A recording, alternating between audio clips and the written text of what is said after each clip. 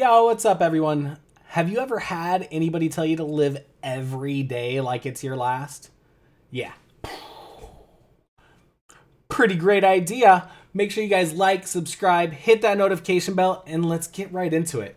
Living every day like it's your last. Imagine. I can't. I honestly can't. So, living every day like it's your last is a saying that's been around for a really, really long time. And it's intended to say, live it. Live your best life. And then something really bad happens. Let's say, for example, cancer or any other chronic illness, injury, just depression, mental health issues, all that stuff. Something blows up for you, and then you're still told live every day like it's your last. Oops, almost knocked my camera over. Um, and it's really, really hard. And I try to wake up positive, excited, ready to go.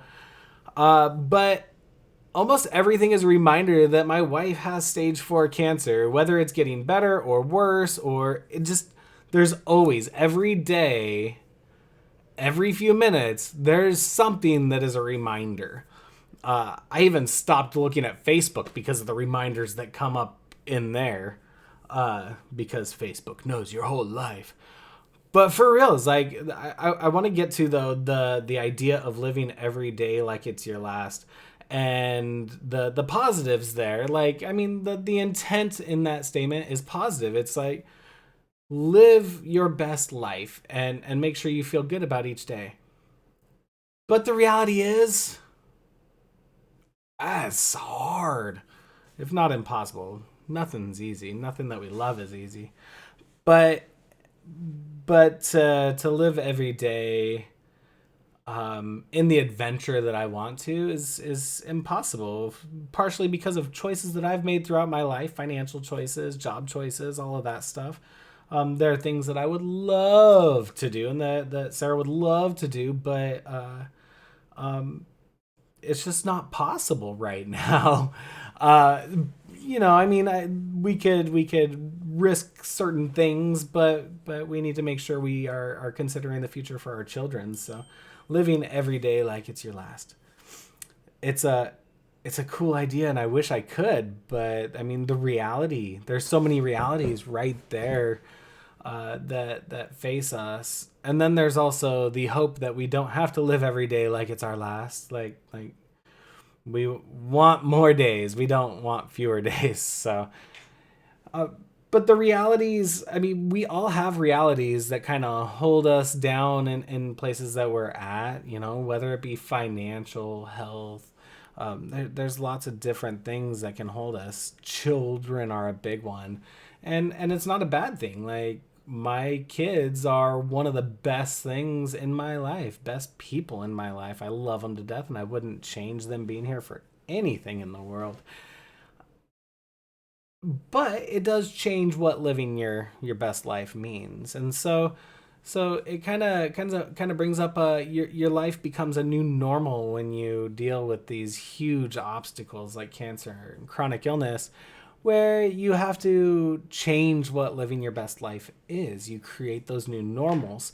And so, like, we've done that, but it's really hard to hear live your best life, live every day like it's your last, because you've got this image and all of these goals and dreams that you once had that you can't do, or can't do the way you want to, and changing those is really hard. It's really hard, mentally, but also, for Sarah, physically.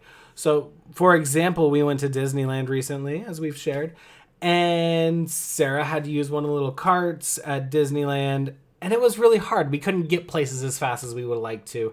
People walk and stop right in front of you, and making that thing stop and jerk, and causing pain for Sarah.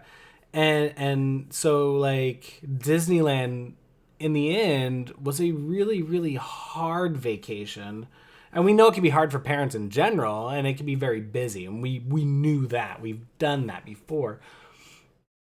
But we were also hoping there would be enough things to do that would distract us from cancer and kind of distract our minds. But instead, it ended up being there was constant reminders of it, which was really sad. And it made the vacation more stressful. We still had tons and tons of fun, don't get me wrong. But it changed the whole dynamic in a way that we weren't expecting. And so looking forward now, living every day like our last, like that phrase has just, my mind has changed about what that means and what our best life can be each day, because we have limitations and we have to accept those limitations, and it's important to accept the limitations and then figure out how to not necessarily get around them, but work with those limitations and try to make it so you can have positive experiences, and understanding that you have to slow down, or you have to change what you're gonna do, or do less, find more things to do that are slower pace. So it's a hard realization, because 4 years ago, living every day like our last was a very different statement than it is today. And so, we're kind of battling with what we want to be able to do and what we can do. And then with those two things, what cancer has limited us to be able to do. So lots of stuff to unpack there. And it's really hard. And as the person that's not directly physically impacted by Sarah's cancer, it's like, I want to go, and I'm like, I'm ready, and I want to go hiking and do those kinds of things. But I also want to do as much as I can with my family. And so Sarah can't do those, but she can, just less. And so I've got to set my expectation down and be like, okay, if we're going to go for a hike, we need something that's, relatively short, where we can walk in, see a pretty waterfall or something, and be able to take a break and walk out, versus, 5 miles in, hang out for a few minutes, 4 more miles in, hang out for a little bit, and then, 9 miles out. Oh my gosh, I did math on camera. But yeah, so like some of those things that we used to do, we've got to pull back and learn to be accepting of that, and find things that we can love to do with the limitations that we have. So live every day like it's your last. Not a bad statement, but it definitely has different meaning to different people based on your situations. And I guess the big message that I want to get out is, if you have limitations, obviously keep trying to push them. But remember, if we're going to live every day like it's our last, we want those to be good days. We want them to be comfortable. We want them to be fun. We want to learn. We want to have just a good overall life experience.